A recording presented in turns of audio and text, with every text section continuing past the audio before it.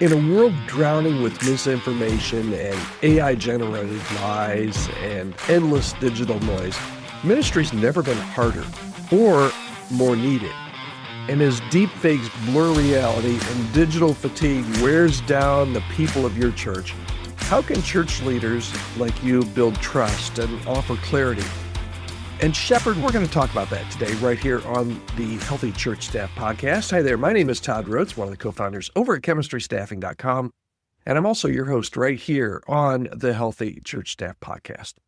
All right, what if your congregation doesn't know what's real anymore? How do you preach truth? We're not just battling sin and distraction anymore. We're battling disinformation and deepfakes and digital burnout. Ministry in 2025 requires really something deeper than clever sermons or creative graphics. It requires proximity and discernment and relational trust. Now, stick with me. We're going to unpack a little bit more about how you can lead with truth in a world that's built on lies. But the world that we're living in today, it's just different. It's different than it was even 2 or 3 years ago. If you just take a look at how AI is starting to change things. We're living in a world today where anybody with an iPhone and the right app can create a really convincing lie. Deepfakes aren't just for politics. They're coming for pastors too. And if you think they're not, you might be surprising yourself. AI-generated voices and faces can twist your words. You might wake up one morning and find that there's a video of you on the internet saying something that you never said. And chances are if it happened today, you'd be able to tell. It wouldn't be perfect, but give it a year or two, and the technology is going to get so good that it's going to be almost impossible to differentiate. Church members may wake up, your church members may wake up sometime soon and see headlines that sound true, even about your church, but they're not. And all of this that we're living in just begins to erode trust because people are tired, not just from content overload anymore, but from knowing not just who to trust, but what to trust. Who knows? It creates this fog, and your presence matters more than your polish. Your people don't need perfection. They need proximity. They need you to be close. They need a shepherd that they can see and that they can touch and that they can trust. Because this is really, if you think about it, this is the new discipleship battlefield. Because this is the hard truth. Disinformation is doing a better job discipling people than most churches are.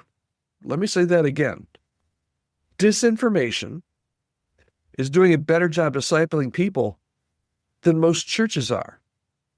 Here's why. The average Christian scrolls for about 3 or 4 hours a day. 3 or 4 hours a day. They're absorbing subtle narratives without fear or about fear and outrage and identity and truth.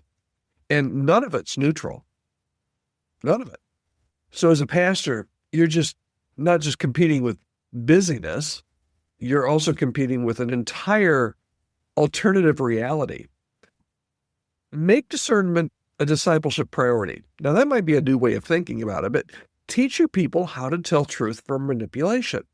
Create spaces, safe spaces for real conversations, and model yourself and your team. Model what it looks like to stay grounded in Scripture while navigating complexity.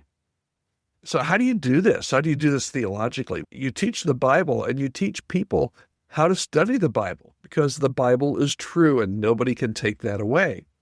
But you can't trust what other people sometimes are saying about the Bible or what AI is saying about the Bible. You need to be able to be self-sufficient and not be a little baby Christian. So how does this all figure in? Here's how I would like to describe this. Okay. Digital exhaustion is really a form of spiritual exhaustion. And if you admit it, your team feels it. They do. And your congregation feels it. And the burnout isn't just from doing too much. Matter of fact, you can do nothing and you can still suffer from this digital exhaustion. But the burnout isn't from doing too much, it's from processing too much. Everybody's mentally maxed out, even before they show up at your church on Sunday. The inbox is never empty, the notifications never stop. The attention spans anymore, paper thin. So how do you lead differently? I think here's a few suggestions. Slow the pace, slow it down, prioritize stillness, Normalize and teach and keep a digital Sabbath where you take time off from all of this distraction, all of this plain stuff that just clouds our mind. And make in-person presence, even at your services, a sacred rhythm again. Your job isn't to entertain the digitally drained. And honestly, if you're still trying to entertain, you're fighting a losing battle. There's people out there and things out there and apps out there that are much better at entertaining than what we are in the church. Let's just be real. Your job isn't to entertain. It's to reorient them toward peace. And that starts with how you model your own digital habits. And it's not going to come quickly. It's not going to be a mass, you just flip the switch and everything goes away. Rebuilding trust is going to happen one person at a time.